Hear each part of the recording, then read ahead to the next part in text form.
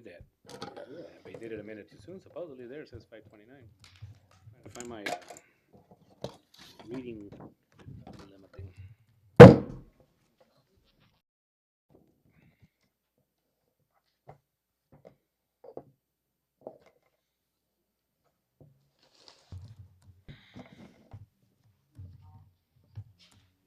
I'm just going by the clock. It says 5:29 right there. My phone says 5:29 too, so.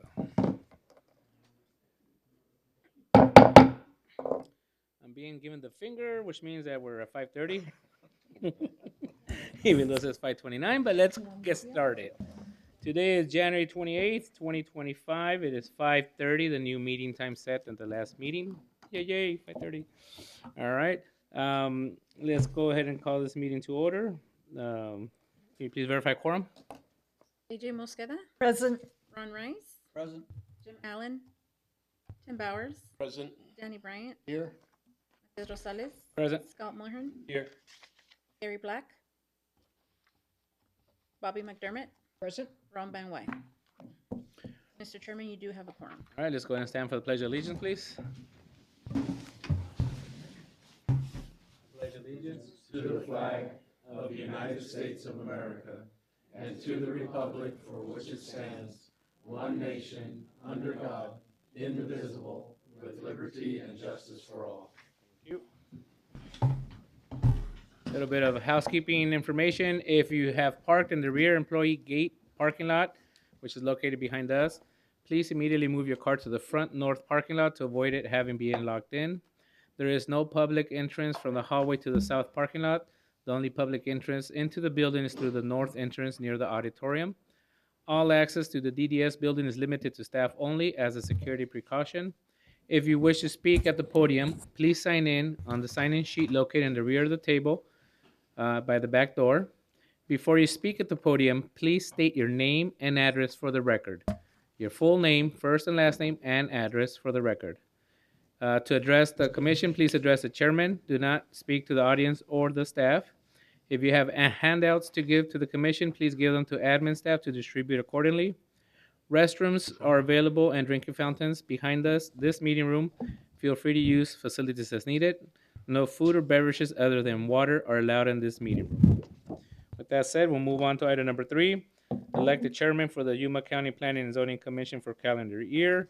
Every year we go through this item. Per the bylaws, we could only serve 2-year terms, correct? 2 1-year terms. 2 1-year terms. So I'll bring this. Who's bringing this up in staff? Maggie? Or whose item?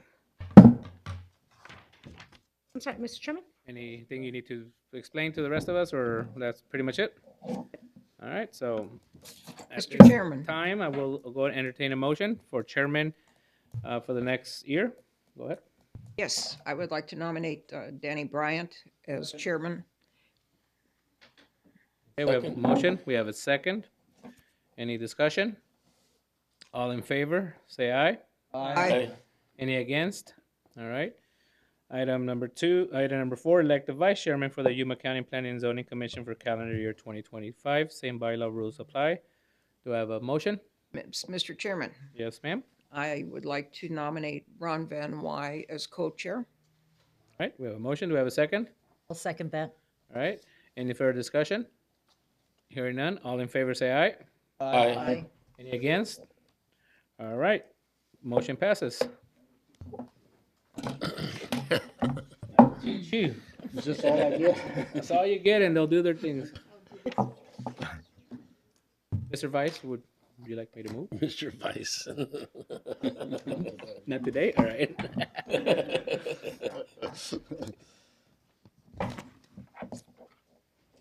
Thank you for honoring me with the chairmanship again. It is an honor, isn't it, Mattia?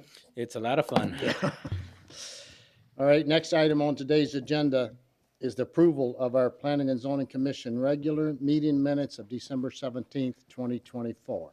Mr. Chairman, I move to accept the minutes as noted. I'll second it. We have a motion by AJ with a second to approve the Planning and Zoning Commission regular meeting minutes of December 17th as published. Any discussion? All in favor, say aye. Aye. Any opposed? Minutes are approved. Item number 4, or the other agenda. Item number 6 on today's agenda is special permit, use permit case 24-14.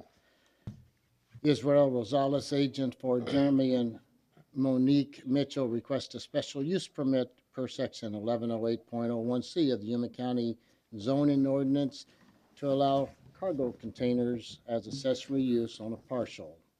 This case is Richard. Staff report, please. Good evening, Richard Munguia, Senior Planner. This request is for a special use permit to allow the use of 2 cargo containers as storage units on a property located within the RVS zoning district. The subject property and the surrounding properties in purple are zoned RVS. To the north of the RVS zoning district, there's commercial C2, and to the east is MHS 4.5. This is the aerial image showing the location of the subject property outlined in red. The cargo containers are already located on the property. This is a site plan submitted by the applicant, and it shows the cargo containers highlighted in red. This is a view from the property looking south on Shale Drive. One of the cargo containers can be seen in the center of the image. No comments were received for or against this from any outside agencies or neighbors within the notification radius. And staff is recommending denial of this request based on the proposed use of cargo containers as an accessory use may materially affect or endanger the public health, safety, or welfare. The proposed use of cargo containers as an accessory use will substantially change or materially affect the adjoining property or the surrounding area. And the proposed use of cargo containers as accessory uses will not be in harmony with the area in which it is located. If the Planning Commission does recommend approval, staff is recommending the following operational conditions shown on the screen. And that concludes my staff report, and I'm available for questions. Any commissioners have questions of staff? Yes. How long have the containers been on the property? I know that there was an ongoing code case for that. I'm not sure exactly how long they've been on property. Several years? No, not that long. Any other commissioners? Bobby? Yeah, this, the existence of the containers on the property now is a violation of the zoning of the property at this moment, right? That is correct. So that would, okay, yeah. Any other commissioners have questions of staff? Seeing none, this is a public hearing, and we'll open the meeting now to public comments. We'll ask if the owner agent wants to speak. I don't believe the owner or the applicant is in. There's no in attendance. applicant here. I So don't see them. is there anyone in our audience tonight who would like to speak concerning this special use permit case 24-14, either for or against? Seeing no one, we'll close the, did somebody have their hand up? No. Seeing no one, we'll close the public hearing portion of the meeting and come back to the commission. If I could ask staff a couple of questions about agenda items that's coming. On tonight's agenda, ironically, we're going to talk about a possible text amendment to the Yuma County zoning ordinance to allow cargo containers in certain areas. We don't know where that's going to go, but as opposed to approving this or denying it tonight, should we think about continuing this item until after we have discussions about text amendments that might make this a legitimate use? I would approve that. I'd rather see us wait until we see what we're gonna do. It could be some time, and I don't know how that affects staff. I mean, I'm assuming he's been cited for a zoning violation. That's correct. And if he's been cited for a zoning violation and the hearing officer knows that the commission is dealing with cargo containers, would that put it in abeyance perhaps until we see if it become a legal use? Mr. Chairman, Maggie Castro, Planning and Zoning Director.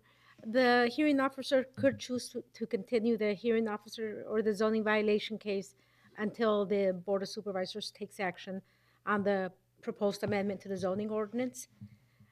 We don't know whether the board is going to be supportive of the text amendment, so at this time, today's one of the initial discussions. I think staff brought it to the commission a few months ago. It's back, it'll be back later on the agenda. Depending on the outcome of today's meeting, then that case will be taken to the Board of Supervisors for their input, then brought back to the Planning and Zoning Commission. So it'll be months It's before. months, I understand, but at the same time, I am assuming there's nobody here to speak against or for this thing. I'm assuming that neighbors aren't terribly interested, so no one's being put at risk at this moment. And if we might modify the zoning ordinances, that would lessen the burden of this person being able to comply. It seems that it might make sense to at least try to go down that path where we postpone action on this, continue it for whatever time we think would be appropriate, and then bring it back to the commission after we've acted, because I suppose not many of us are excited about doing a special use permit for 2 cargo containers. But I'm not particularly excited about doing something, maybe one might be legal when we get done. We don't know what's going to happen to the text amendment. It's got to go through us, and then it's got to go through the Board of Supervisors, and we've got to determine how cargo containers will be handled in the future. Yes, Richard, okay. Miss, oh, Yeah, Mr. Adrian. Chairman, I have a question. If we were to elect to table this until there's a more solid status, would the applicant be penalized any further? Mr. Chairman, that's one action that you can take, is to taking action on this case until the outcome of the text amendment. And then depending on the outcome of the text amendment, then staff would bring this case back before you. right. So I'm not they exactly would sure not. that answered your question. The applicant would not have to pay any additional fees. Richard, can you show the property again, the front picture?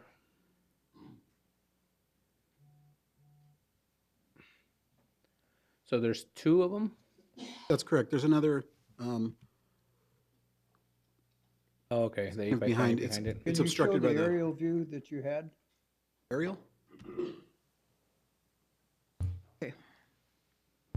I don't think that's an up-to-date Yeah, that's area. without the containers, correct? Yeah, this is an Yes. older So image. that's what I was getting to, my point that I agree with the chairman, because if you look at what's there, it actually looks better than some of the site-built stuff that I've seen built without permits as well. It seems to be an improvement for what was there before. I would have no issue also continuing this item until we get more direction, because not only the county, but this, for example, City of San Luis is also has projects coming asking for containers for ADUs and stuff like that, and it'll be interesting to see. So I would entertain a motion to continue it. Or you would make a motion? I would make a motion to continue this item until 90 days from now. We have to provide a date, Mr. right? Chairman, I would just table it, Okay. take action or make a motion to table the item Table? for them. Okay, so I would make a motion to table it. I'll second that. We have a motion by Commissioner Matias with a second by 2 seconds. Pick your choice. Pick your choice. To table this item until such time as the text amendment for cargo containers has been considered and we know which direction to go, and then staff will bring it back to us. Is there any further discussion? All in favor signify by saying aye. Aye. Any opposed? Motion carried. The item is tabled till further notice.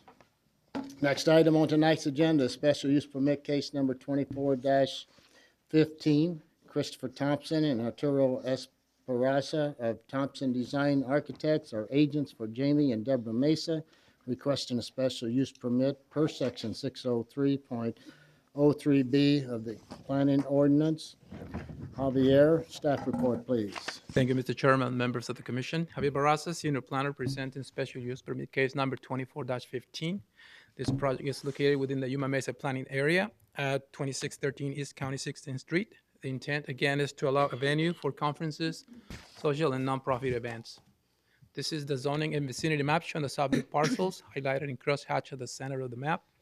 Property parcel 29 is improved with a site build, pool area, and parcel 30 is a vacant parcel. These parcels are accessed via County 16th Street on the north, which is a paved road. Parcel number 6 to the north is zone SR2, suburban ranch 2-acre minimum, improved with a site build. Parcel 7, zone RA10, improved with a site build. Parcels 31, 32, and 33 to the east are zone suburban site build 2-acre minimum, improved with site build dwellings. Parcel 85 to the south is within the city of Yuma in agriculture, and the zoning is agriculture.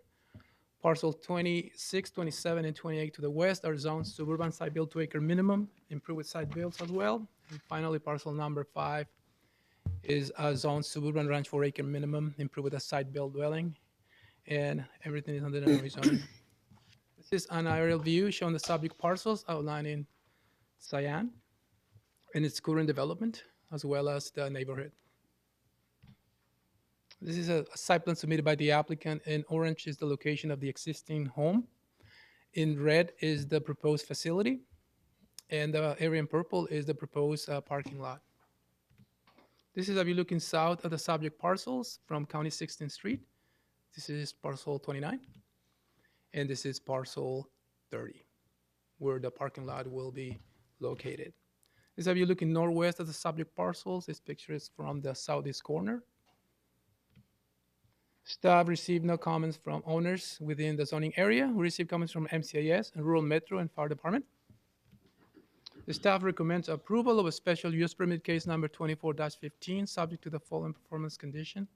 The owner applicant shall record the following disclosure statement within 60 days of board approval of this special use permit. Also an ARS 12-1134 waiver, and again, a navigation and range disclosure statement. Also the following, this second performance condition, which is within 180 days of approval by the Board of Supervisors, a solid fence or masonry wall 6 or 7 feet in height shall be built along the east, south, and west perimeter of the subject properties, excluding the front and first 25 feet on the west and east sides. Also, the following operational conditions. The approval of the special use permit is based on the site plan submitted by the applicant. Any change from the site plan will require prior approval by the planning director. Number 2, outdoor storage of items must be screened from view with a side obscuring fence or wall 6 feet in height. No items are allowed to protrude or to be visible above the side obscuring fence or wall. Number 3, the hours of operation of the community facility is restricted to the following time period, dawn until 1 a.m. Number 4, events are restricted to the community facility building and pool area. Number 5, no live entertainment or music outside the community facility building is allowed after 10 p.m. on weekdays and after 11 p.m. on Fridays, Saturdays, Sunday, and holidays. Number 6, the special use permit shall be valid for a period not to exceed 10 years from the date of approval by the Board of Supervisors. Mr. Chairman, this concludes staff presentation, and the applicants are present. Thank you, sir. Do any commissioners have questions of staff? So how long can they serve food there? Up to what time? The entertainment ends at 11 on the weekends. Are they still serving food after 11? They have to do everything within the time set on the operational I conditions. see. Mr. Chairman? Commissioner Ball. Okay, there's going to be a tremendous increase in traffic over that area, which doesn't have very good roads now. Does the county going to have any requirements as to the improvement of that road coming in? No, Mr. Chairman. What? Mr. Chairman, County 16th Street is a paved road. They will have to pave at least the Encroachment? driveway, and they will have to obtain an encroachment permit for the area for the parking. I was thinking too about turn lanes and things like that, the traffic congestion. Arturo Alvarez, engineering. That's going to be evaluated once they submit a building permit for the application, once they define the actual number of spaces they're going to be using. And minimum, the requirement will be to do an encroachment, which is basically what Maggie just said, a driveway. But it could also, depending on the size, require some off-site improvements. What it said, parking for 40 vehicles is required. Yeah, but that's going to be more evaluated once we get the building permit. This is just, I guess they're going through the special use right now. Okay, because having attended many such events, also end up with people parked along the access road, would be parked along 16th once there are no more parking in space. So I just want to make sure that it would be safe. Mr. Chairman, the zoning ordinance requires on-site parking. So the facility will require the parking area and the parking and circulation area to be paved to county standards. Thank you. Any other questions of staff by commissioners? Commissioner Rice? Is there a liquor license involved in this? Mr. Chairman, that is not a part of this application. Any other questions of commissioners to staff? If not, we'll invite the applicant if he would like to come in and speak first to say anything.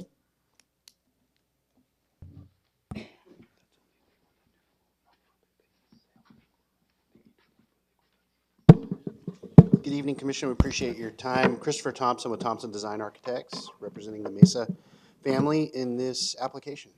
Answer any questions that the commission may have. Could you start with Bobby's concern about traffic and impact and off-site parking? You bet. So the facility will be required to adhere to all on-site parking. So if there was ever a event that exceeded the parking that we have shown here, there is still additional site property on the site that could be used potentially for overflow parking in a situation like that, but on-street parking would not be allowed. Do any commissioners have questions of the applicant? Commissioner Rice? I'll go back, is there a liquor license involved? There is not. So there is no intention to sell alcohol or serve alcohol on the property. Do any other commissioners have questions of the applicant? Okay, we'll open the public hearing, and if you wanted to speak up to answer any questions from the public, we'll invite you to do that. Sure. Okay, well, thank you. We'll open the public hearing portion of the meeting now and ask if there's anyone in our audience that would like to speak concerning this special use permit case number 24-15. Yes, either for or against, just come on up, sir, you're in the back. Come on. And when you do come up, we'll need your name and your address for the record, please. My name is Robert Welch. I live at 2616 East County 16th, parcel 6, directly across the street. I had not even heard of this until we saw the sign in the front yard, so I had questions about it because we've lived at this residence for 10 years now. My first question is, what's going to be different than it is right now other than a building is going to be built? Because there's already events there at least once a month. Maybe the applicant can answer that when he comes back up for the second time, but any other comments? Yes, I have several. So what's going to be different is my first one. How tall is the building going to be at that? Is there a design already? I don't know if the staff can answer that question. We'll wait again. Chairman? Yes. I apologize. Will you be doing the 3-minute timer? Yeah, just keep it there. We won't enforce it too tightly, but keep it on and let us know so we can ask them to wrap up. Okay, Yeah. thank you. I'll try to make it quick. Mr. Chairman, what was the second question? Was the height of the building? Type of building. Okay, Mr. Chairman, address the chairman, please, and go ahead. More questions. And right now we already see when they have parties, not all of them, but some, a lot of parking in front of our house, in front of our mailbox, towards our gates. As I said, we live directly across the street. So we're saying that there's not going to be any on-street parking, but now that whole field where they're going to do the parking is going to be paved and there's still parking across the street. So I want to know how strict that's going to be, that they're not going to be parking all along our fence line in the front on County 16, which makes it really dangerous, especially in the evening. It makes it dangerous when there's parking on both sides of the street. What is there a frequency of events that are allowed? In other words, 1 week, 1 month? Or do we have something along those lines also? I believe staff could answer that question. I don't believe there's going to be any frequency of events. Maggie, under this special use permit, would there be frequency? Mr. Chairman, no, that is not part of the operational conditions. And let's just go to the next question that we didn't answer. Do we have an enforcement mechanism if there's off-street parking when it's not permitted? Mr. Chairman, if after the building is built or after the special use permit is approved, that is something that could be enforced on a complaint basis. If we receive a complaint that they're having events and the people attending the event are parking on the street, we could process it as either a zoning violation or we could take it back to the Board of Supervisors for revocation. So it could lead to a revocation of the special use permit if they violate the zoning ordinance and the special use permit conditions. But other comments? Our other big concern would be more concerns, because this is a residential area. People have animals, that kind of thing. And this going across the street from us, what's that going to do to our residential property values? I know that's something. None of us can answer that. I know that's something you can't answer, but I've seen this in other event structures, and it turns it into a commercial area, basically. And our last one is, as I said, there's already events there, events there, and they go well into the night, which is a little disturbing at times since we are directly across the street from them. It just echoes straight into our house. Is there music, live bands, and? There's music. I can't attest whether I've never been to an event there, but I don't know if they're live bands, but music. There's music, loud music. It's extremely loud. Mr. Chairman? Yes. Staff has never received a complaint about that property. Understand, but by having the special use permit and having the legitimacy, the neighbors then would know that the county could be used as a sounding board for complaints if it's approved and if it happens.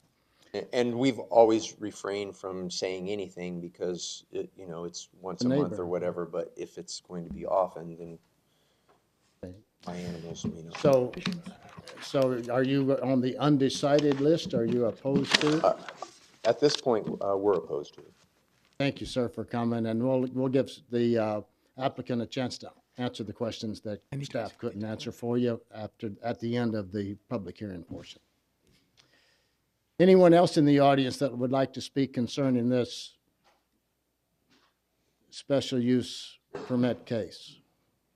Mr. Chairman, would you like the applicant to address any of those questions? Yes, I just want to see if there's any more so he could address them all at one time. He wrote them down. He's got all of them. If there's no one else yes.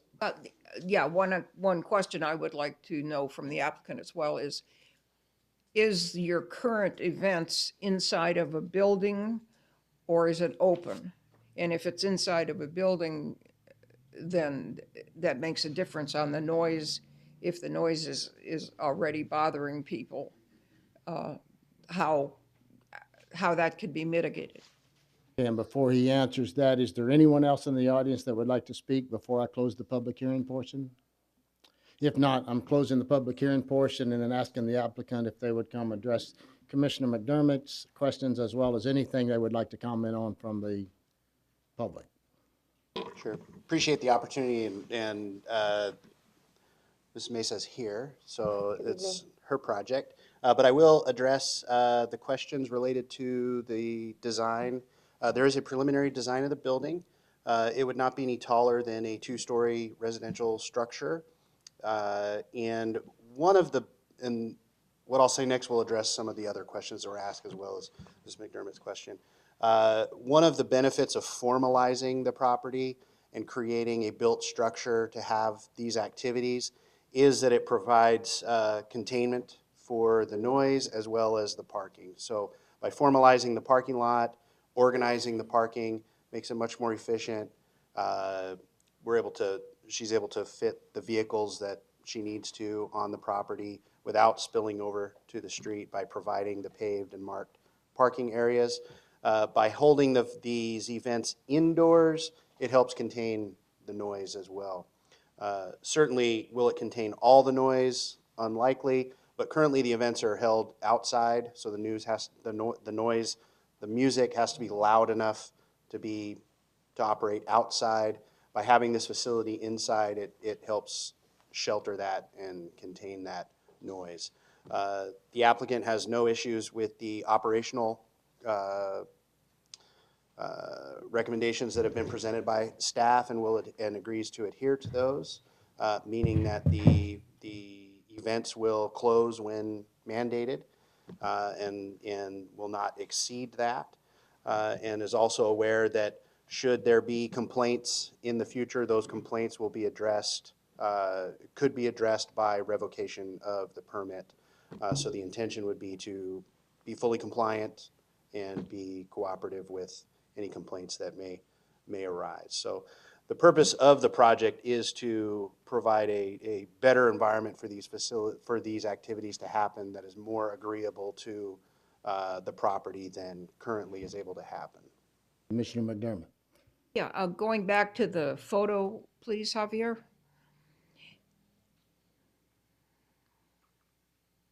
So, is the venue going to be on, if the top is north, on the far south end of the property? Correct. So it's, okay, into the citrus, and it's back away from where the houses are on the north as well as the neighbor, so that it won't be right there on 16 3/4.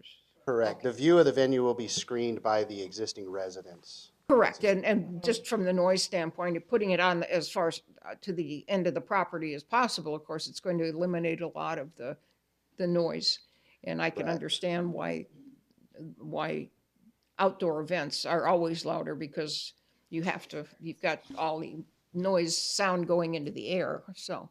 One of the other improvements that will help is the building of a wall Yeah, to the buffer screen, walls. Mhm. which will also, the noise that's at ear level will be more contained as well. Is there going to be an outside stage?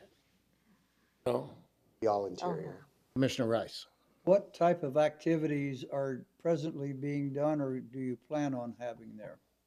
Presently, it's pretty much any activity. We've had barbecues. Can she One state moment. her name and Yes, we address, need please? your name and address for the record. Thank I'm you. sorry. Your Oh, name and address for the Deborah record. Mesa, address is 2613 East County 16th Street. Thank you. You're welcome. So the events that have been held there, it really varies. We've had intimate dinners, we've had barbecues, company Christmas parties. We've had weddings, we've had birthday parties, we've had retirement parties. We have had baby showers. It's pretty much open. We've had Women's Expo there. It's pretty much open for any type of use that people would like to utilize the facility for. It could be for future, it could be for trainings, it could be for meetings, it could be for nonprofits to come and hold their meetings. It's very versatile, so we would be open to many types of events that could be utilized. Do any other commissioners have questions of the applicant? If not, thank you very much. We'll now come back to the commissioners for discussion and action regarding special use permit case number 24-15. Commissioner, take a motion. Yes, Commissioner Matias. Commissioner Rosales. I'll get them. Either or is fine. Make a motion for staff's recommendation approval. Just make sure everything was good on the Antonio side. All right, Antonio's side is good, so that's a big benefit there. And if they're willing to, again, adhere to the regulations, the times and everything, I think this is a way to put it where it should be and be able to be controlled as needed. So I'll make a motion for approval per We staff's have a motion by Commissioner Rosales. Is there a second? I'll second it. We have a second by Commissioner Bowers to recommend approval of special use permit case number 24-15 as conditioned by staff. And we know that the applicant's well aware that she will be held accountable for the noise and the parking. Any discussion? All in favor of the motion to recommend approval, say aye. Aye. Aye. Any opposed? Recommendation to approve is unanimous. And we will move to item number 8. Mr. Chairman, can we please open item number 9 as well? Yes, and we will also open item number 9. Item number 8 is a minor amendment case 24-07. And item number 9 is rezoning case number 24-24 for Ivan Schneider. And we have, Richard will give us the staff report, please. Richard Munguia, Senior Planner. The minor amendment, this request is a change of land use designation from urban density residential to local commercial. It's located at 12330 South Foothills Boulevard, and the intent is to rezone the property to local commercial so that the applicant can construct a food court with food vendors and outdoor seating. The underlying land use here is urban density residential in all directions. The applicant is proposing to change that land use to local commercial in order to support the C1 zoning district to allow the food court and food vendors with outdoor seating. This is the proposed site plan. If this request is approved, the applicant will still be required to apply for a special use permit in order to allow outdoor activities, and that's per section 611.03K if the applicant does wish to move forward with the food court. The subject parcel is outlined here in red. It's just under 1 acre. It's currently undeveloped with access off of Foothills Boulevard. And the structures shown on this slide are no longer present. The lot is currently undeveloped. We didn't receive any comments for or against this proposal at the time that you received your information packets. We received 1 letter in opposition and then 1 hand-delivered letter after the distribution, and you should have those in front of you at this time.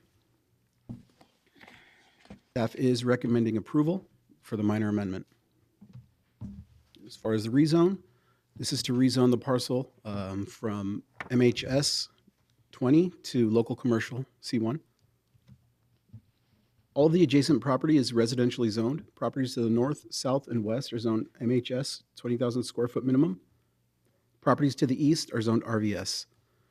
The nearest commercially zoned property is a little over a quarter mile away on Foothills Boulevard and 40th Street, which is the Aqua 2000 station. And the subject parcel is outlined here in red again. And this same proposed site plan. And once again, we didn't receive any comments at the time of packet distribution, and we received the 2 in opposition. Staff is recommending approval, subject to the conditions shown here on the screen, the performance condition, and the schedule for development. That concludes my staff report.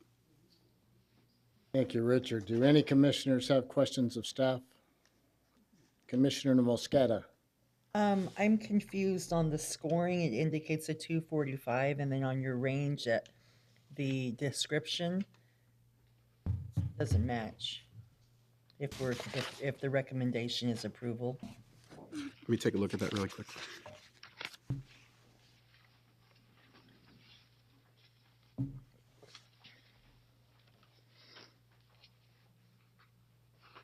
That's correct. The score was 245.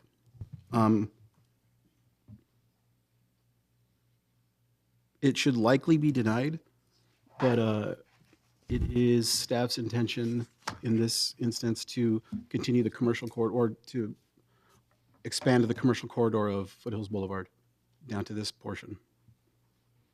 I Mr. have a Chairman, follow-up question with that then. Mr. Chairman, the development evaluation checklist is simply a recommendation. It doesn't mean that just because it falls within a certain score that we have to recommend approval or denial of a case. There are other factors that go into a recommendation. Right.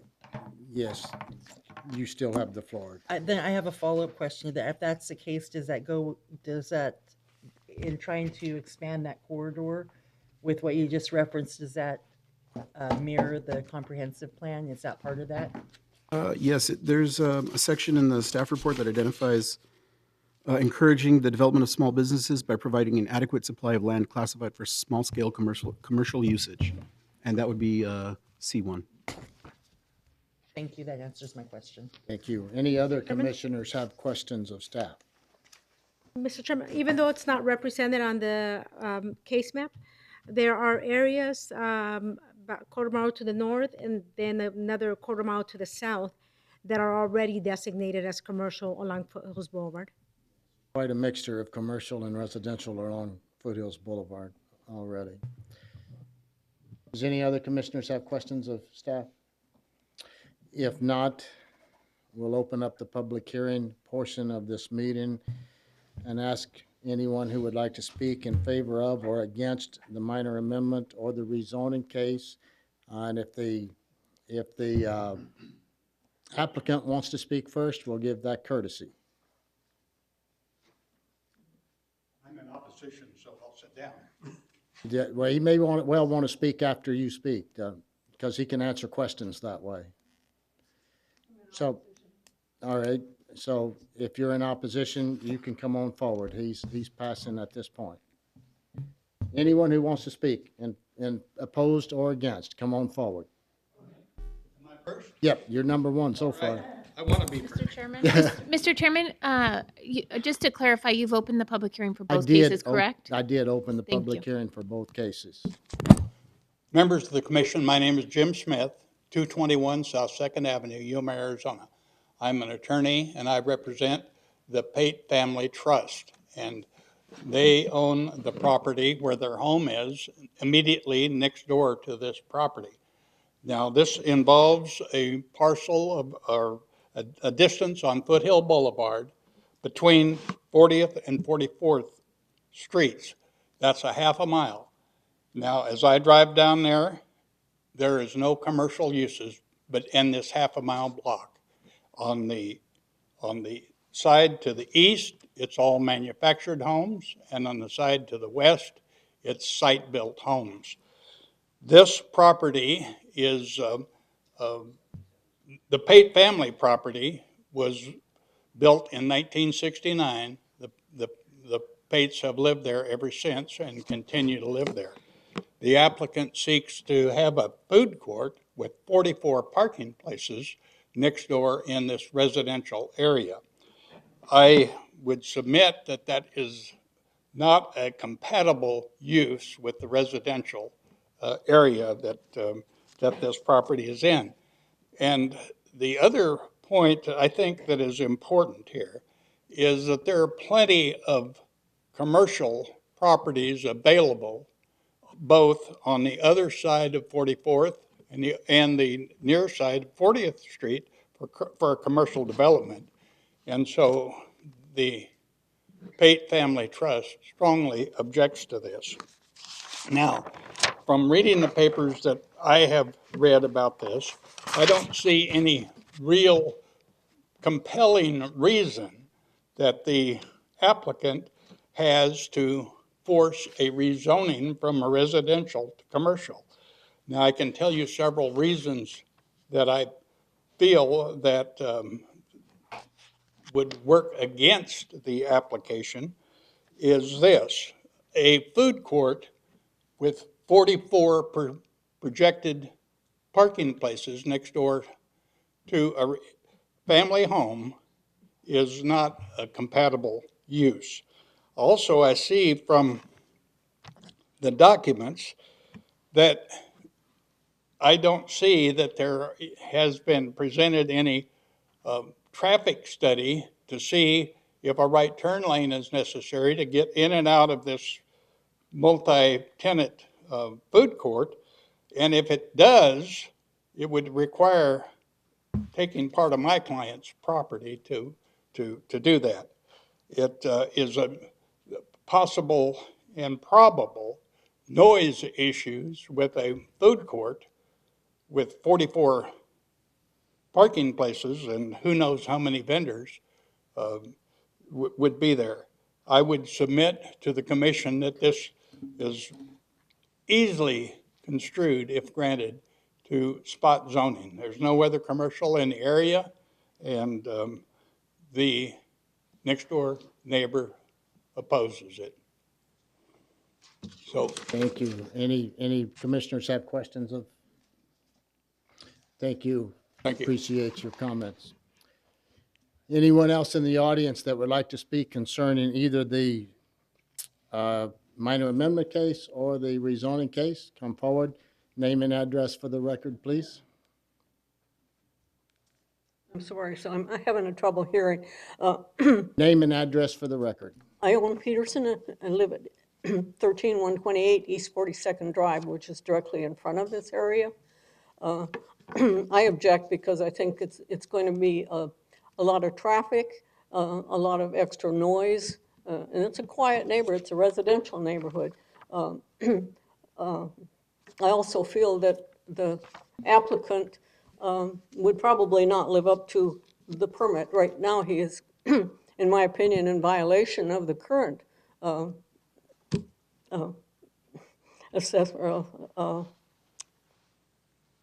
Zoning?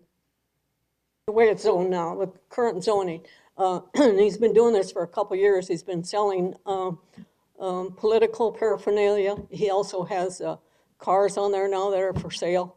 I have a picture in my phone if anybody wants to see it. He has big signs up, flags flying. It's just not conducive to the rest of the neighborhood. I guess that's about all I have. Thank you. Good. Thank you for coming and sharing with us. Who else in the audience tonight would like to speak concerning either of these items? Yes, sir. Come forward. Name and address for the record, please.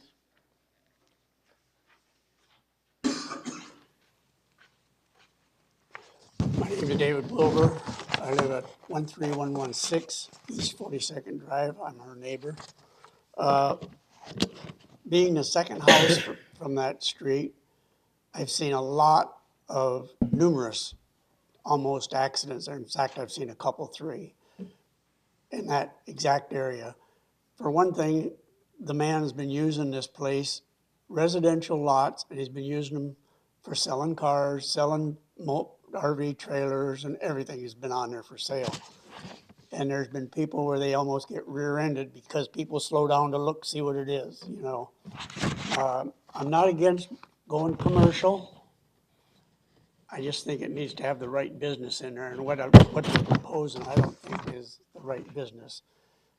I think there'll be more accidents. It's been this way for quite a while. I've been there for 18 years, so I've witnessed a lot. I'd worry about the entrances and exits of this place because people will be pulling out, because that's a fast-moving street. It's a 35-mile-an-hour zone, but everybody's driving 45 and 50. I think there would be more accidents there doing what they're proposing to do. I don't think we need another place like Fat Daddy's and those taco stands and everything. A permanent type business or whatever, you know, would be fine. But I don't think we need that right there.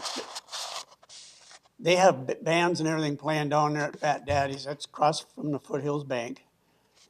They're 4 or 5 blocks from us, and we can hear them plain as day at 10 o'clock at night. And I don't think we need another place like that.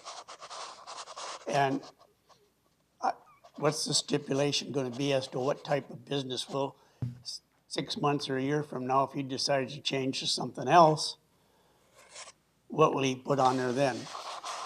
You know, so I know the property is a good commercial property, but it has, to me, it should be the right business.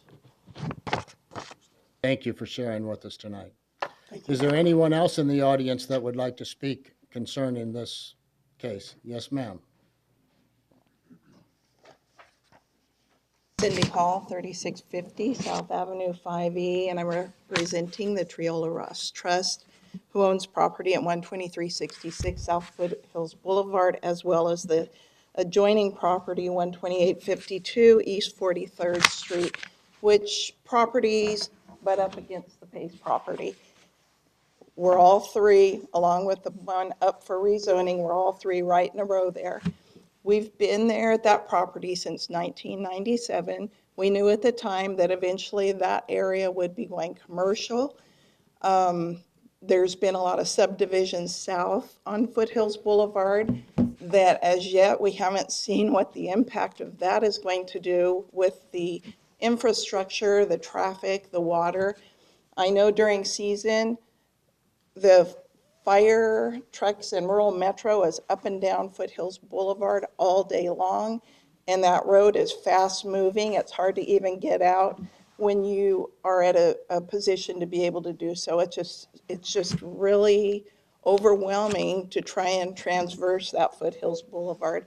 And I think, and I've seen what the others have mentioned with that property, I've watched over the years what's gone on with it, and they are all correct. And I do have concerns also if that property is approved, what will happen in the future with it? How will it be taken care of? If it is approved, and I know it's inevitable that those properties along there will be rezoned commercial, but if it is rezoned, I think that it should be taken into consideration that they have some strict guidelines and requirements for their, whatever they build there instead of a ramshackle. A lot of things in the foothills have been thrown up and ramshackle, and I think this is a good time if you're going to go in and do something to kind of get it lined out the right direction instead of allowing more, just throwing up little buildings to make a buck out there. So. Thank you very much. Appreciate your comments. Anyone else in the audience want to speak concerning these? Yes, ma'am, come forward. I don't know if I'm allowed to speak. I'm not in the 300 feet. I'm just barely on the other side of that 300 feet. Denise Name and Snyder, address, yeah. 13152 East 42nd Drive, Yuma. I oppose it because of, again, traffic. It's very busy on Foothills. Also, alcohol use. If he has a permit, is it going to be time limits that he has the use of the building, what he's going to use it for? And again, in the future, he could change it to a different type of use without the public having an opposition because it'd already be commercial. So that's my main concern. Very good. Thank you for sharing with us. Anyone else in the audience like to speak tonight? Either for or against either the minor amendment case or the rezoning case? Yes, sir. Good evening, Mr. Chairman. Aaron Selly, my APN number is 728-07-001, directly at the end of 42nd Street. Normally, Mr. Chairman, as you well know, I'm in favor of a property owner being able to do whatever they need to or want to with the property. In this case, however, because we already have two food truck courts within a mile of that location, further north on Foothills Boulevard, I think something more permanent and more readily available to year-round people in this area is more appropriate. Perhaps if we can control what goes in there further, and I don't know the way we can or cannot do that, but I believe a more permanent something that doesn't look closed down through 3/4 of the year would serve the residents of the Foothills better. Thank you, Mr. sir. Chairman. Appreciate your comments. Anyone else in the audience like to speak tonight? Yes, one more speaker. Come on forward, sir.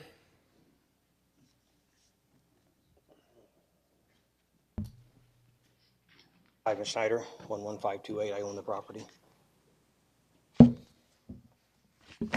I'm sorry. Ivan Schneider, I own the property. You're the Yes, property I'm the owner, owner. the applicant, okay. Because everybody's done now, right, I think? So, I think so. Go ahead, yeah. well, Foothills Boulevard is already commercial and it's 4-lane road with a turning lane. And like the other taco places to the north, there is no parking at them. If you go by there any given time, there's maybe holds 4 or 5 vehicles. That's why I want to make this property to put some food court in there and have plenty of parking. And I also own the place that I think is 219 on the other corner. So I'd like to make, later on I want to make that commercial also, but I think it'd be a perfect fit. The traffic's still the same on Foothills Boulevard any time of the day. It's always busy. It's not going to change if I put a food court in there or not. People are still traveling down Foothills Boulevard. While you're here, let me pursue, well, Bob, Commissioner Yeah. McDermott. Define food court for me. I wanted to make it where, like, say that I talked to Taco Lady already down to the north. She don't have enough parking, so she was looking for a place with bigger parking, more parking. On that particular lot to the north that they were talking about, there's, I forget the name of her taco stand, but it's her and an ice cream parlor there. And there's maybe, combined with both of them, might be able to get 8 cars, and then there is parking on the street, or everybody's been parking on the street. So both of them people are looking for another place to move. And like my lot, if I develop my lot, that they want to move down there to my place.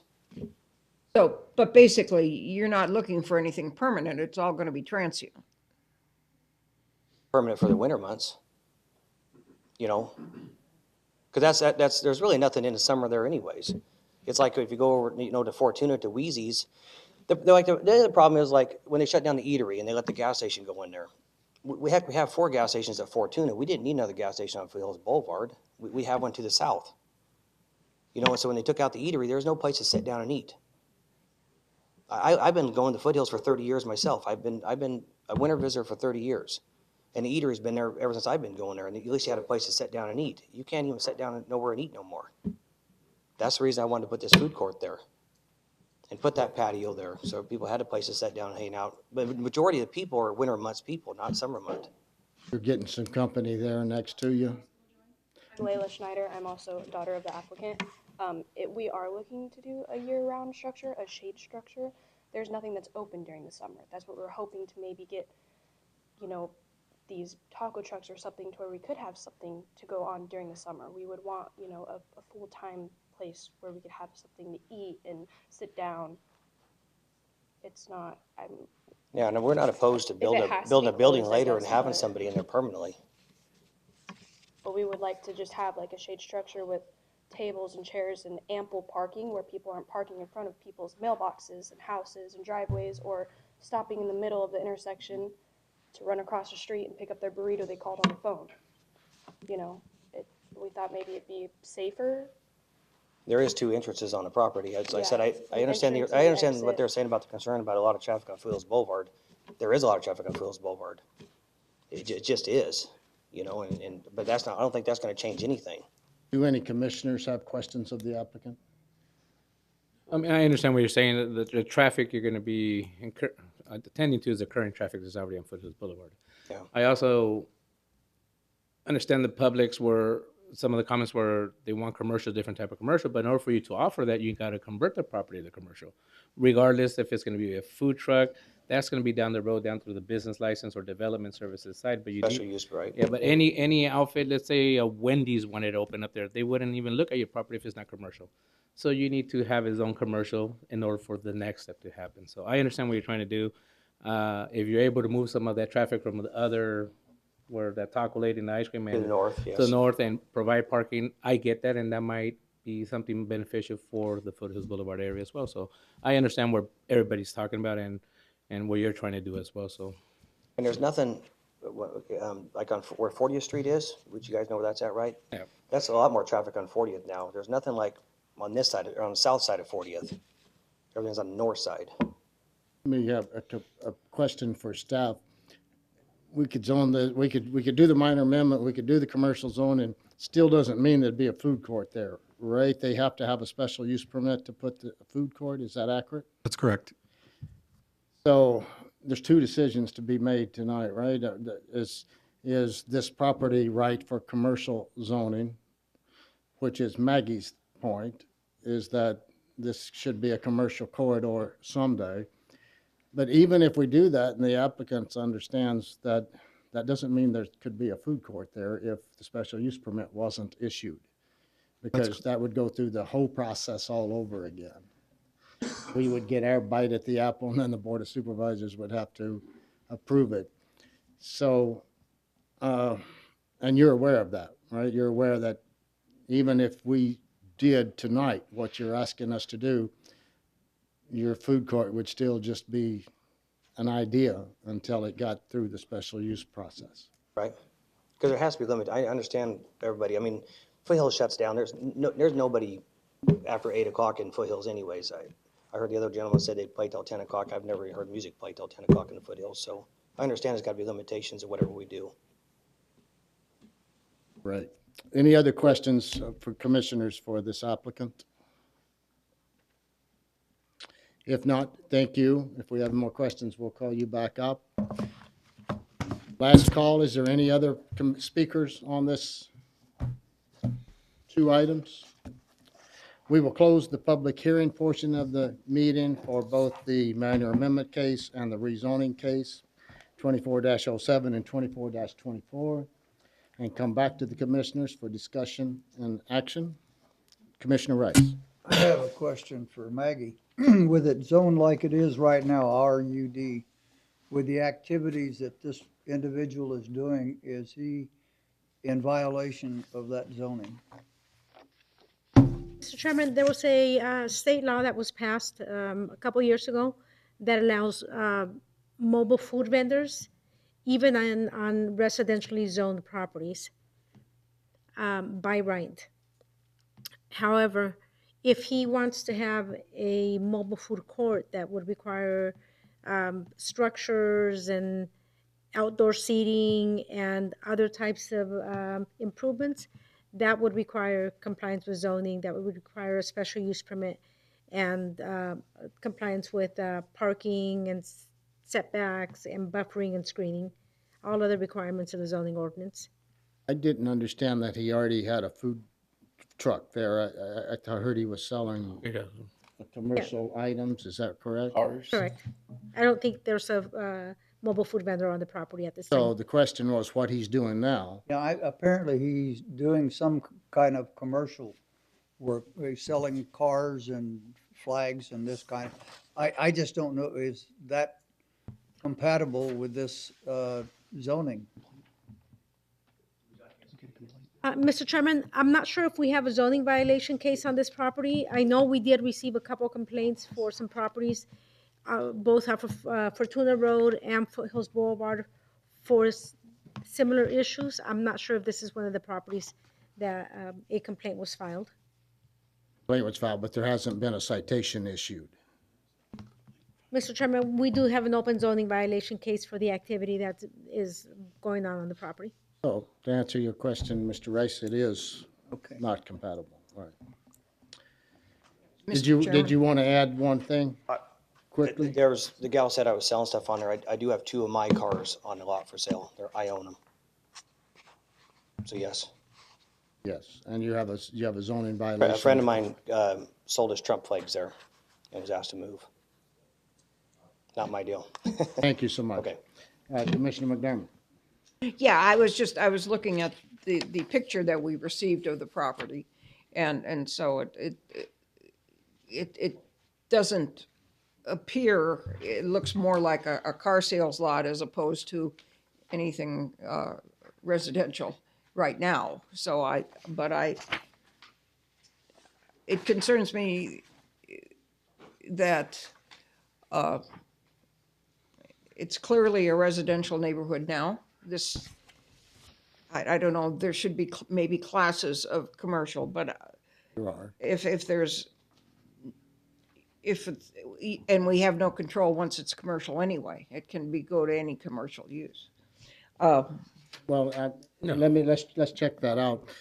Maggie, there are, I believe, different classes of commercial in the county. This would be a C1, Mr. Chairman, the applicant applied to rezone the property to local commercial. local commercial, and that is the most prohibitive or the least prohibitive? Is that, tell me what you That is the can, most restrictive commercial most district. restricted commercial zoning is local commercial. It's limited to neighborhood-type commercial uses. And even with that, that is still attached to the requirements of the building or whatever is going to be built, parking space and so forth. It has to follow the building part, development part of it as well for that. Yes. Yeah, I guess my point is that the transient nature of what he is describing is what he wants to put in there for, other types, individuals.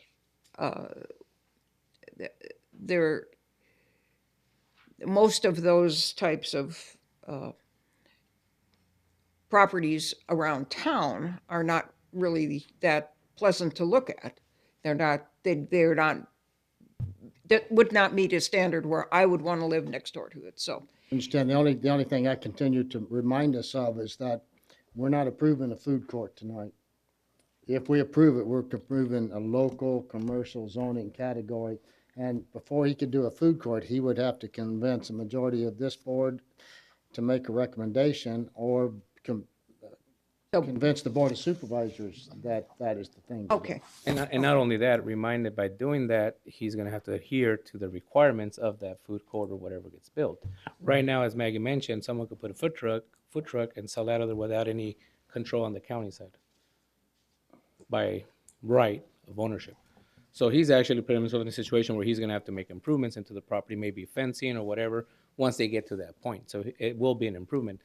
The misconcept a lot of people have, unfortunately, they think they hear rezoning, oh, now they're gonna open this. Like you're mentioning, that's still a process down the road, and it has to adhere to the requirements of that said use when it gets to that point. Got to tell you, there's lots of sympathy with the Pate family, Yeah. right? You got your residents that you've had there since 1969, Right. and then you hear that you're going to have 40 cars parked next to you for a food court. I mean, I would be where the Pates are tonight if I owned the Pates property. But what is the pleasure of our commission? People knew, or it was kind of accepted, that this property is going to be eventually commercialized down the road anyway, right? No, they thought it was. Well, Mr. Chairman, the comprehensive plan land use designation is urban density residential. I mean, we did hear from property owners that are opposing it, that they suspected that someday this could be commercial property. But they have some protections, and it's a big thing to go from could be commercial property someday to a food court next to your house. That's a wake-up call. So what's the pleasure of the commission? Let's deal with Take a the motion. minor amendment case number 24-07. I make a motion to approve per staff's recommendation. Commissioner Rosales has moved to recommend approval of staff's recommendation to approve that. Is there a second? I'll second. Commissioner Bowers has seconded the motion to recommend approval of minor amendment case 24-07. Are there any discussion? All in favor say aye. Aye. Any opposed? Aye. Chairman votes in the negative, so the motion passed. 4-2. 4-2, is that, there's 6 of us? 5-2. 5-2, yes. There's 7 of us. I didn't cut myself again.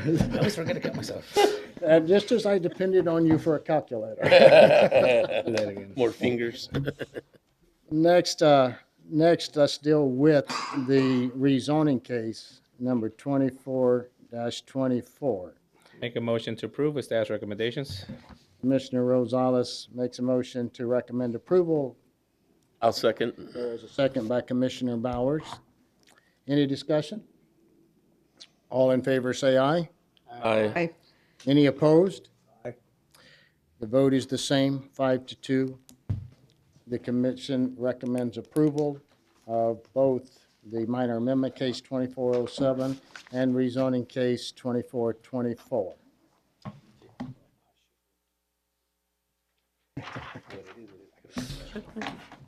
Right.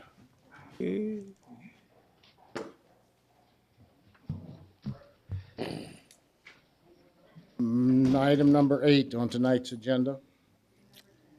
Oh, that's right, I'm working on the wrong agenda again. We added 2 items. Item number 10. Minor amendment case number 24-06, an amendment to the 2030 comprehensive plan to remove US Highway 95 from the roads that are designated as visual corridors on page 165 of the comprehensive plan. This item is presented tonight by Javier. Staff report, please, sir. Thank you, Mr. Chairman. Javier Barraza, Senior Planner, presenting this minor amendment case number 24-06.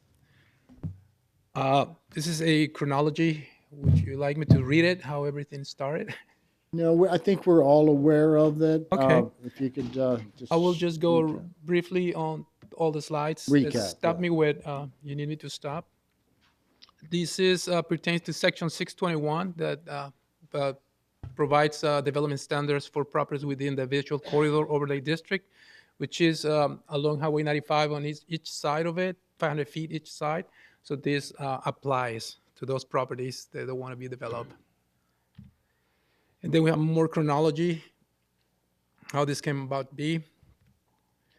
And on the last, this slide shows on September 24, 2024, the Planning Commission recommended removal of US Highway 95 from the roads that are designated as visual corridors on page 165 of the comprehensive plan and remove US Highway 95 from map 6 of the visual corridors part.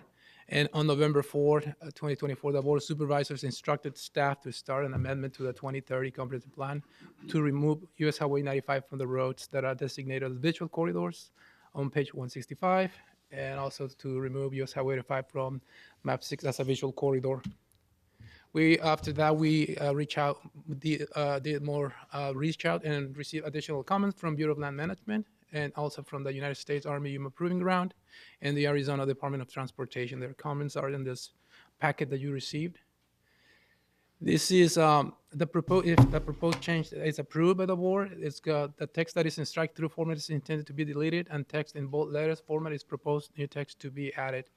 This is at page 165, and the only part that's going to be removed is on the list, and below in the middle of the page is US Highway 95, and also will be removed from the symbology. Staff recommends approved minor amendment case number 24-06 to remove US Highway 95 from the roads that are designated as visual corridors on page 165 of the comprehensive plan and remove US Highway 95 from the legend on map 6 visual corridors. Mr. Chairman, that concludes staff's presentation. Thank you, sir. We've all seen this many times. Is there any commissioners who have questions of staff? If not, we'll open the public hearing portion of the meeting. Is there anyone in the audience tonight that would like to speak regarding this case, minor amendment case number 24-06? Yes, sir. Come forward, please. Name and address for the record. Hello, Mr. Chairman. My name is Gerald Hinkle. My address is 13678 Avenue 7E here in Yuma. I rise in opposition to the minor amendment. The landscapes that are present on Highway 95 in Yuma County are some of the best landscapes in Arizona, if not possibly America. And to turn that into the billboard farm that you see on I-8 between Yuma and Algodones would be a crime. I seriously oppose this minor amendment. Thank you. Thank you, sir. Any other comments from the public concerning this minor amendment case, 24-06? Yes, Hello, my name is Callie Hinkle. I live at 4244 South Avenue 18 3/4 E in Yuma. I just have a question. I'm not sure if there's a reason that it was recommended to remove it from the designation list. Is that something that could be? I could give you a short recap of what my reasoning was for supporting removing it. One is that it's a state highway, and the billboards that the gentleman just spoke about are highly limited. They have to be within a certain distance of businesses, and they can't be, so there's a distance that they have to be far apart. So the billboard thing is not an issue in the near term for sure. And the other thing is that there was a point when only a part of 95 was in there, and then we started to put the whole thing in there and then realized what was going to happen. If we did that, we would have made a lot of existing folks who have businesses along Highway 95 would have been non-compliant with the thing. So as it turned out, the commission recommended that we just take 95 out because the billboard issue was well protected by the state. And the supervisors agreed and asked us to start this process. Thank you. So are you for or against? Yes, you can. Item 3, you can be undecided. Anyone else in the public that would like to speak concerning this issue? If not, I've closed the public hearing portion of the meeting and come back to the commissioners for discussion and action.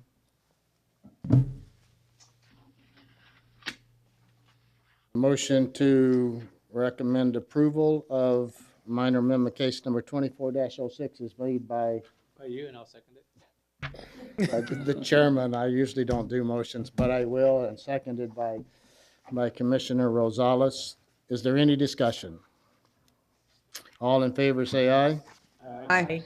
Any opposed? Aye. Let the record show one dissenting vote. I don't know where it came from. I actually did know where it came from. Same as last time. All right.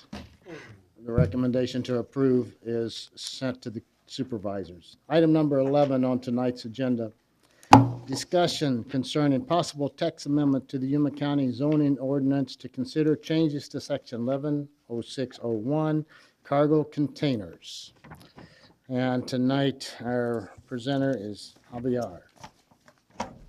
Thank you, Mr. Chairman. Javier Barraza, Senior Planner, presenting this discussion item concerning a possible text amendment to the Yuma County zoning ordinance to consider changes to section 1106.01 that pertains to cargo containers. Again, I have a long presentation. You would like me to breeze through it or read throughout, or you stop me? Yeah, I think you were going to need you to go pretty detailed of what you're asking us to take a look at. Okay. Because when you say it, it's just so much clearer than when somebody else. I got 20 slides for you today. I poured the staff report in this. Okay, the intent is to consider possibly allowing cargo containers as accessory uses in residential zoning district that allow parcels of less than 2 acres in size without the approval of a special use permit. Also allowing more than one cargo container in residential zoning district that allow parcels of 2 acres or greater in size, allowing cargo containers to be stacked, and allowing cargo containers for human occupancy. Back in June 25th, 2024, a Yuma resident raised concerns about outdated cargo container regulations in the zoning ordinance. His statement were that cargo containers use has evolved and regulations should reflect this. Also, he mentioned that cargo containers should be permitted in more zoning districts and allowed to be stacked in certain cases. He added that containers should be considered for human occupancy and that the special use permit requirement should be removed. This is section 1106 currently in the zoning ordinance.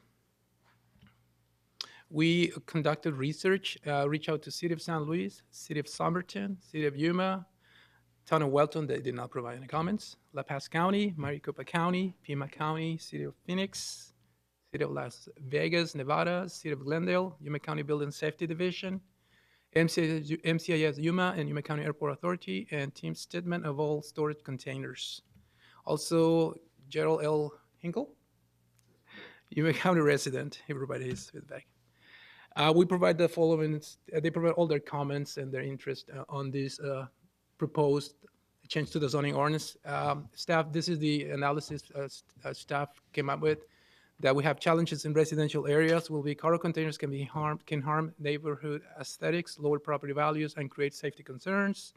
Industrial appearance clashes with residential architecture and may cause drainage or structural issues. Also controlled through special use permit and variances to evaluate on a case-by-case basis should stay. Regulation on larger lots. Multiple containers on large lots should be regulated through variances to prevent visual clutter on non-residential activities. Variances help ensure containers align with community planning goals and standards. Also address stacking containers, prohibited in all zones except for industrial areas to prevent visual blight and safety hazards. And industrial zones are suited for stacked containers, maintaining the integrity of residential and commercial areas. Our conclusion, the Planning and Zoning Division has reviewed the current regulations and gathered feedback from residents and neighboring jurisdictions regarding the use of cargo containers in various zoning districts. While cargo containers provide versatile and cost-effective solutions for storage and construction, concerns such as compatibility with existing residential neighborhood, structural safety, and compliance with zoning and building codes must be addressed. These are the options.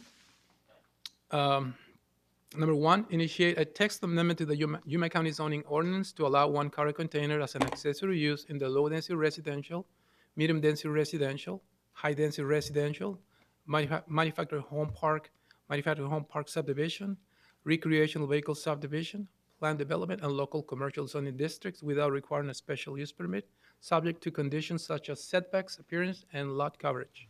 Number 2, initiate a text amendment to permit more than one cargo container in the suburban ranch, suburban site build, suburban homestead zoning districts for lots of 2 acres or greater in size without requiring a variance. Number 3, initiate a text amendment to allow the stacking of cargo containers provided that such use complies with safety and structural regulations outlined in the International Building Code. Stacking should be limited to certain zoning districts, such as industrial or larger residential lots, to minimize visual impacts. Number 4, initiate a text amendment to allow the use of cargo containers for human occupancy contingent on compliance with the International Building Code and International Residential Code, as well as obtaining proper building permits and inspections. This use should be limited to certain zoning districts or subject to specific conditions to ensure safety and compatibility. And number 5, consider leaving the Yuma County zoning ordinance unchanged. This is our recommendation. Number 1, initiate a text amendment to the Yuma County zoning ordinance to allow one cargo container on accessory uses in the following residential zoning district mentioned on the previous slide. Number 2, initiate a text amendment to allow maximum of 2 cargo containers in the suburban ranch, suburban site build, suburban homestead, and local commercial zoning districts. And number 3, initiate a text amendment to allow the use of cargo containers for human occupancy contingent on compliance with the International Building Code and International Residential Code, as well as obtaining proper building permits and inspections. This use should be limited to certain zoning districts or subject to specific conditions to ensure safety and compatibility. This is, if the commission and the board approves this is how the section 1106 will look like. Again, text to be deleted is strike through, and text to be added is in bold font.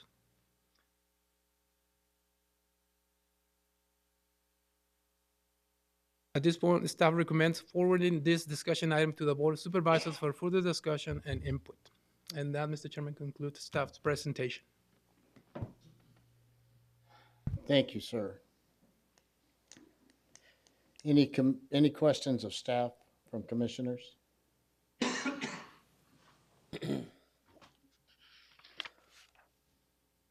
None at this time.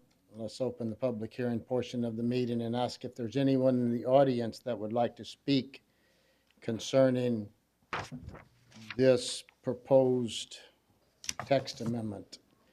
Come forward, name and address for the record, please. Good evening, Mr. Chairman, Commissioners. My name is Aaron Selly, and I'm at 728. Mr. Chairman, I apologize. Would you like a timer? Yeah, run the timer. I probably won't enforce it hard unless we get too many speakers, but run it and let me know when the 3 minutes are. Thank you. Am I supposed to be able to see it or hear it, or I have an alarm. you have an alarm, so you'll flag me? Yeah, okay. Go ahead. Sorry, Mr. Chairman. Aaron Selly at 728-07001. First of all, I'd like to thank the staff and the commission for taking this on for the community. I have some slides that I have prepared that I actually got through my technology this time, and staff was very helpful. So this is slide 1. It shows the Steel and Sparkbach Park in Phoenix. This is a completely self-contained unit that has solar on top, and it's basically a single level. It's designed for human occupancy, and is specifically designed to be put in remote locations and be completely off-grid. Next slide, please. So this basically shows a stacked option and a more commercial thing. It's basically containers on Grand in Phoenix. It's an art and more forward-thinking one. You can tell that the doors are welded open and designed to have people go in and out, and they are stacked and installed permanently in that location. Next slide, please. So this slide is very important, I think, to Yuma County, as we've been talking about the cost and affordability of housing moving forward in our urban and bigger location. You can see the notes on there basically says it's 2-bedroom, 2.5 bath. It's 1,280 square feet total. It's 4 shipping containers put together. It basically sells for $100,000 finished and complete, and then you pay the installation. That works out to about $78.25 a square foot. So I think this would really assist people in the starter home area for that kind of price. We could do a lot of good in our area by reusing these containers. Okay, slide 4, please.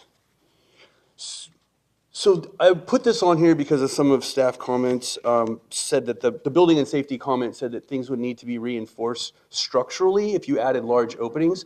This is just to show the size of openings that can be put into shipping containers. The walls on containers have absolutely zero structural value whatsoever. The idea behind that is just shear strength to keep them from collapsing and sideways stress. The only places on a shipping container that are load bearing essentially are the 4 corner posts, and they can be stacked in very tall. Next slide, please. So this is basically talking about the stacking of them, and this shows the container couplers are actually readily available directly on Amazon. You can buy several different kinds, and they are stacked at the corners only, and they should be mounted directly to the floor and to some type of a permanent fixture if you're going to stack them. Next slide, please. So one of the comments was that if they're stacked, it's not designed for all-weather access, or it could be adverse or dangerous. I think if we can stack them 8 high on container ships and go through some seas like this, that the stacking of them is relatively safe and can be done safely if you put the correct items in place. Next slide, please. So without telling on anyone here, that was not my intent, but these containers have been in Yuma County stacked for a very long time, and they're not affixed permanently to the ground. They're just on blocks. I tried to take a picture so you couldn't tell exactly where it is, but anyone in Foothills has seen this before, and they've been there for at least 5 years, and to the point where the advertisement that was on the second level was weathered away completely this year. My belief is that stacking containers provides advantages, including a smaller ground footprint. So when you have a smaller lot, especially if you wanted to put an arch between them and have things that are going to be stored in there, especially for farms and rural situations, on the second floor you keep mice and rodents and other creatures out, which is very helpful. So I would ask you to please consider, under the proposed changes to paragraph 1106.01A, section 3, if you could strike that not stack them. The outdoor cargo containers may be stacked except on lots smaller than 2 acres, is what I would ask to be changed. Staff's recommendations other than that are completely reasonable, and I appreciate the commission and staff for taking the time to get this done. Thank you, sir. Appreciate your comments. Anyone else in the audience tonight that would like to speak concerning this? Good evening, Tim Stedman of All-Star Storage and Container Sales, 4938 South Pinal Drive in Apache Junction, but we also have a location here in Yuma that was recently approved by the commission and by the Board of Supervisors. Just, I was one of the ones that added comment with Mr. Barras as part of the process. Just a couple things. The use of cargo containers as dwellings is something that's just becoming more and more prevalent. We're currently participating in the build of a 24-unit apartment complex in Phoenix that's being used as low-income housing, and the projects kind of line up one behind the other, and it's just people are in favor of the aesthetic. The ready-built box is convenient to be used. To further comment on the strength of the containers, a 20-foot container is rated to stack 600,000 pounds on top of it, so there's not concerns about the structure. It's just something that, again, to echo what was just said, would provide a lot more options for builders, a lot more options for low-income people. And everything that we build is licensed through the Department of Housing as a factory-built building. We have to comply with all of the IBC codes. Every single unit is tested by inspectors from the Department of Housing, so they're not safety concerns. It's just something that would be beneficial to the residents of Yuma County. I have a question. Yes. How many containers come onto the market every year? Oh, I mean, hundreds of thousands.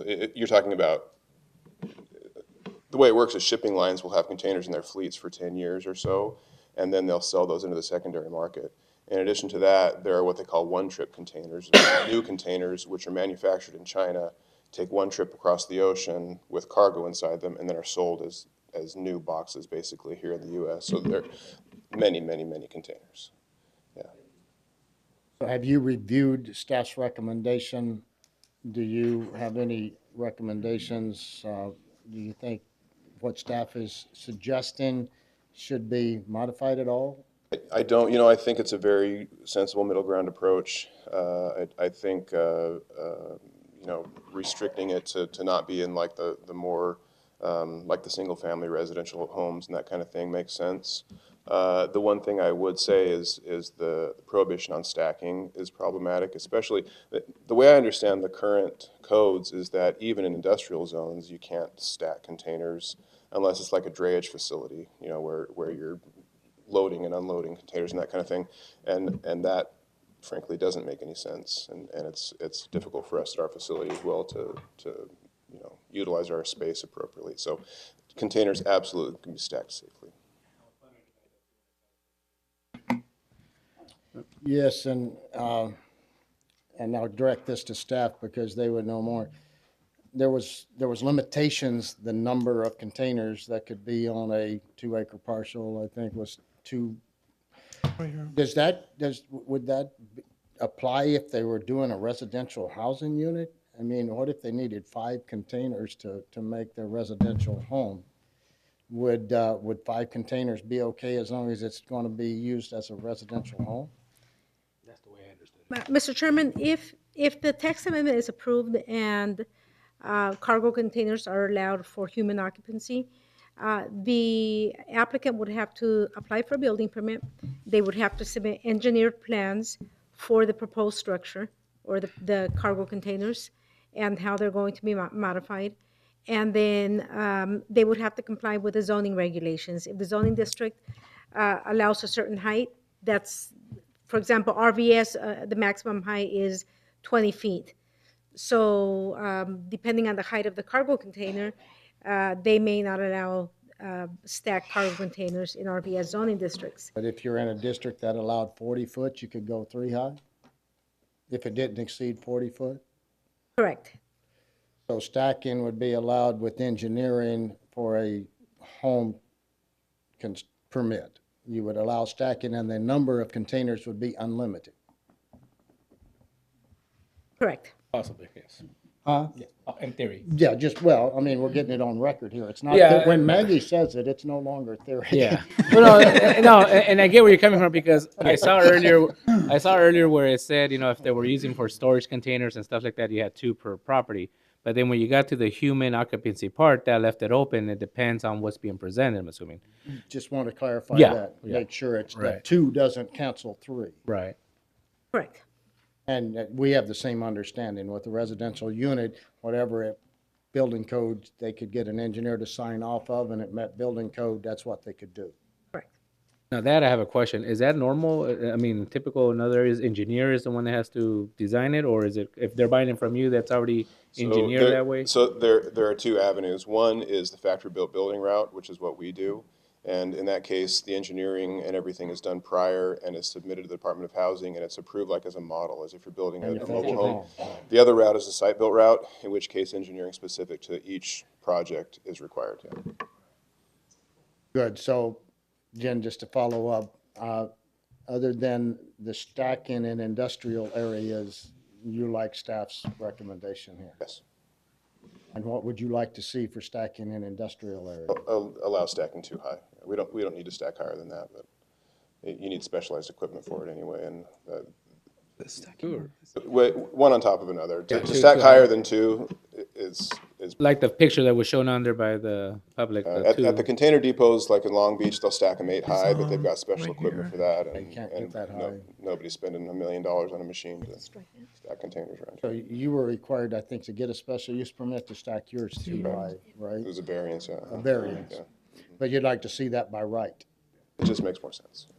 Very good. Is any other questions of this speaker? If not, thank you, sir. Appreciate you. Anyone in the audience that would like to speak?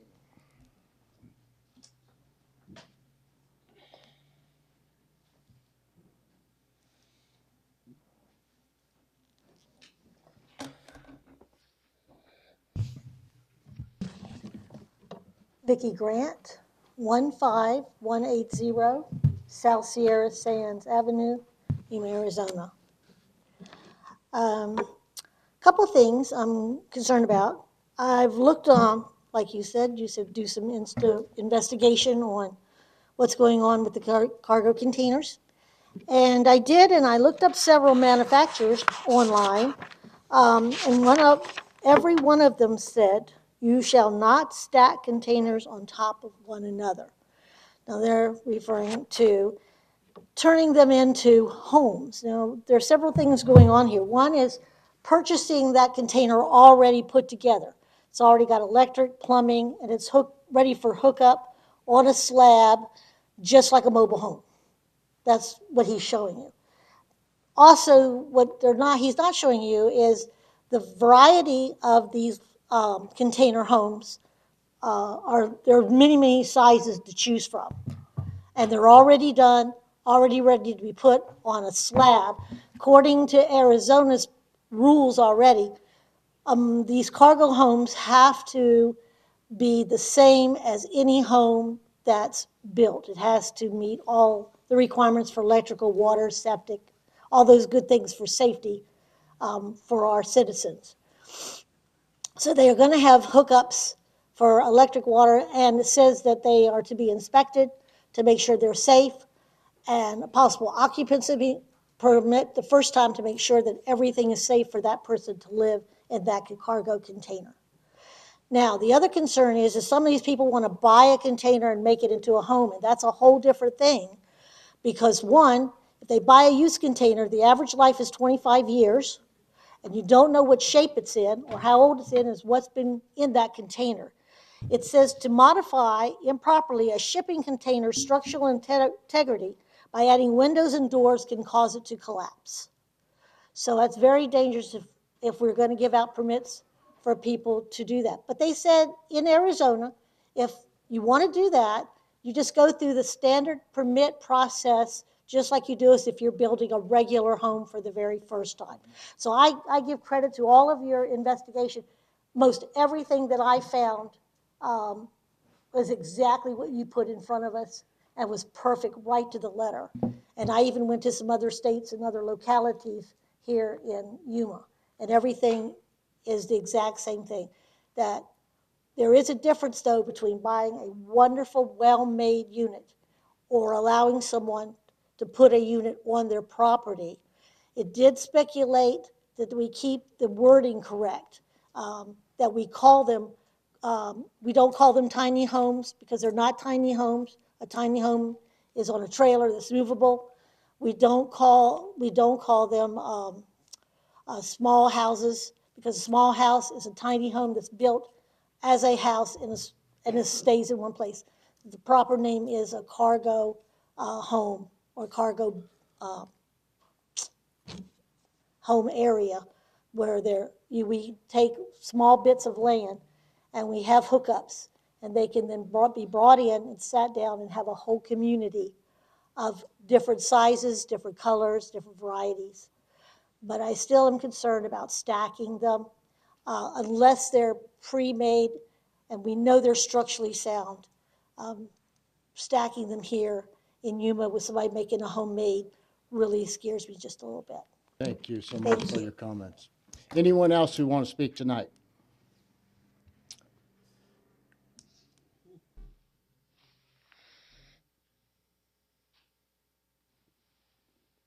Good afternoon. My name is Gerald Hinkle, Jr.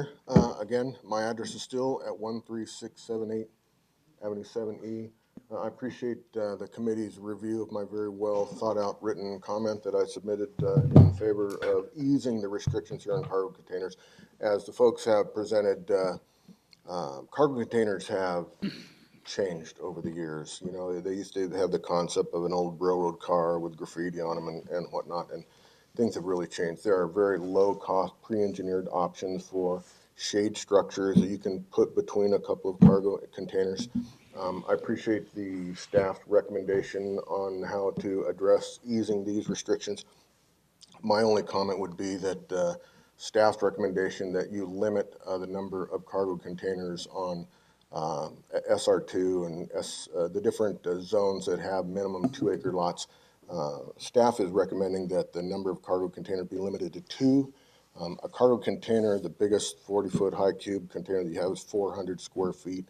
You know, a 2-acre lot is 90,000 square feet. So you're not going to litter a property with 3 or 4 cargo containers. My property is a little over 2.5 acres and 120,000 square feet. So, having 400 square foot structures is not certainly an overabundance, as long as setbacks are maintained and that kind of thing. I think that increasing the number of cargo containers that are allowed on properties that are zoned for 2 acres or more would be a good idea to modify staff's recommendation.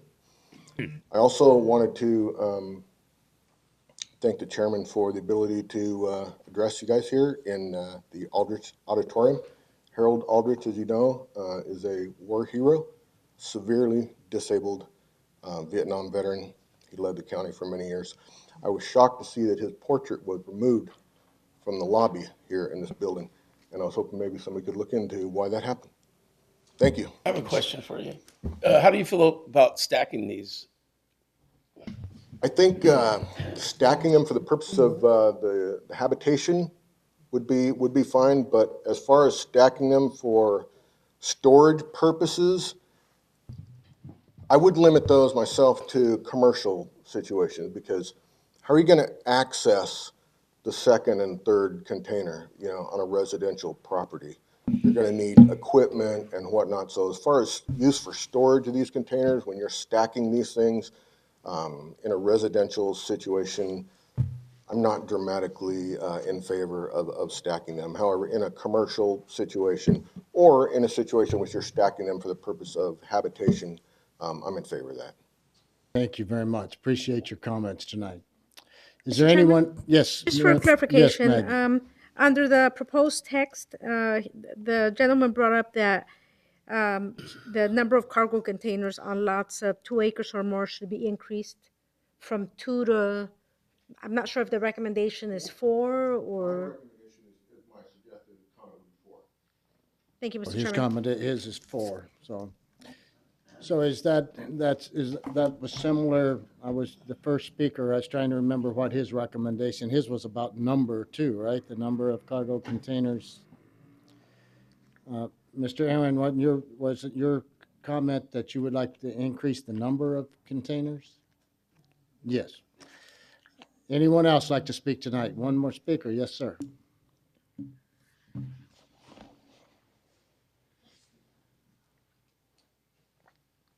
Name is Terry Grant, 15180 South Sierra Sands Avenue in Yuma. Thank you, staff, for all the research you did, because you brought up a lot of things that we talked about last time we were here. Talk about residential living. It's all about meeting the same kind of requirements that you would if you were to stick build a house or have a modular home or any such thing like that. It's got to be structurally sound. It's got to pass the stress tests that the engineers have to test for, and things that bring about human safety and occupancy capability. Stacking to do that with internal stairways is going to require some engineering to make that happen in a safe fashion. It's all about safety. It's not about, can you use human people to occupy them? No, it's all about safety. Can I, in fact, allow people to live in this, and they will be able to, just like in any other home, feel comfortable and safe about living in that structure. So we have to, there needs to be rules and permits that allow that to take place and to verify. As far as stacking for agricultural or other storage use, it's all about, I think, what others have said in terms of being in an industrial or commercial setting where you have the equipment to access beyond the ground level. Otherwise, in a residential area, we're sort of creating an opportunity for accidents to happen, because that kind of access typically is not available. So I would strongly consider not allowing structural, as you were, stacked containers in a residential setting. unless it's part of a home where it's been engineered properly. And then there's a difference between human occupancy and non-human occupancy. We need to make that very distinction, and the staff's, I think, done a good job of doing that. So just want to make sure that we've got the right separation and distinction between what we have to do permit and inspection-wise to ensure safety of the use. Very good. Thank you, Thank sir. you. Appreciate that. Anyone else in tonight's audience who would like to speak concerning this item? If not, we do have one more speaker. Okay, yes, ma'am. Allie Hinkle, address is 4244 South Avenue, 18 3/4 E. I would echo the comments from some of the earlier gentlemen about approving stacking in human occupancy uses, and then also increasing the number of cargo containers from 2 to 4 for certain certain residential zoned properties. I believe it was 2 acres or more that he mentioned. So I would echo those two sentiments. Very good. Thank you. Anyone else? Yes, sir. Let us borrow the helicopter. The helicopter can pick it up and stack it for us. Helicopter, he's going to offer a stacking service. You wait and see. We do have a helicopter strong enough. Well, you've been on it. Yeah. So, Antonio Martinez, Marine Corps Station Yuma. I just want to thank staff for actually making all those recommendations that we submitted and forming that recommendation overall, because, I mean, obviously our main concerns always is ADUs in zones where, you know, by state law, where are not recommended, which noise zones, or just by our regular zonings, which is the BMGR. So that's all I'm here to say, that I want to thank staff for morphing that the recommendation into something usable. Very good. Thank you. Yes, staff does a really good job. When you challenge them, they come up with it. All right. Any other comments tonight from anyone who hasn't spoke? If not, I'm closing the public hearing portion of the meeting. We'll come back to the commission for questions. Staff has heard the recommendations from speakers tonight that they would like to see on 2-acre parcels, the number be able to go up to 4. That in cases of residential use, which is going to require either engineering to be done by Department of Housing or approved by the Department of Housing, or site engineering, they would like to be able to stack and have unlimited containers. Is there anything in your proposal that you would need to change to make those things come true? Would you be in favor of amending to 4 cargo containers on 2-acre parcels and more? Yeah, Mr. Chairman, we have made note of the comments that were made here at the meeting. We are in the process of making changes to the proposed language. Do you want us to bring those changes back before you, or do you want us to make the changes and then forward them to the Board of Supervisors? They're very minimal. Let's see what the feel of the commission is, but I believe if you're saying that if we say we'd like to forward this text amendment to the Board of Supervisors, but we would like for you to include 4 containers, and we would like to make sure that it's understood that if we have an engineered product, either through Department of Housing's acceptance or through a local engineer, that the number and stacking component doesn't apply to the housing part, because they have to meet all the other qualifications anyway. Mr. Chairman, that's already addressed in the Okay, as long as we have those. Is there anything any other commissioner would like to see addressed? If not, based on the statements that's made, is there a motion to forward the possible text amendment to the Board of Supervisors to get their comments and things with the changes we've noted? I so move. We have a motion by Commissioner McDermott. I'll second. With the second by Commissioner Bowers. Is there any discussion? And, you know, and before we make the vote, I will invite, if you guys haven't seen or been out there, David Liu and Elizabeth Carpenter opened Eddie's Grill and Bar in San Luis, and it's all a container commercial food court, I haven't all, been all there. built with containers. They're doing the soft opening tomorrow, and it'll be open on Friday for full. Actually, starting tomorrow will be their soft opening. But it's a great venue, and it was designed properly, and I think it's the first one in the county with containers that's been built out. So for anyone that's here that's container Let's go supportive, see it. go check it out, enjoy some food. And it goes to show how if it's done properly, it doesn't look bad either. So Very nice. One last comment? Mr. Chairman, apologies. One last recommendation to staff, that it says painted in a monocolor, and in keeping with everybody's concern about blight and things looking Mr. wrong, Chairman, especially going to. If you're going to speak, we need to get you to come to the mic, because we can't hold you accountable. I think what he's trying to say is keep it aesthetically beautiful, pretty. That's what Yes, he's trying so to say. one of the things that we recommended, that was recommended during the last hearing, was that if they're gonna be more than one per lot, that they are in a mono color, which is in there, but also in keeping with desert tones. That way we don't have one blue, one red, one orange sitting on the same lot. And I absolutely think that in keeping with desert tones should be added to the monocolor. I'll leave that to discretion of the staff. The motion and the second is already on the table as presented. Is there any further discussion? All in favor signify by saying aye. Aye. Any opposed? Motion carried unanimously. Next item on the agenda is discussion by commission members and planning director of any events or current events and schedule for future planning commission meetings. Is there anything? We go back to 5 o'clock? Agenda item for next time? Under advisement. Is there any other discussions? If not, this meeting is adjourned. Thank you. I'm trying, Steph.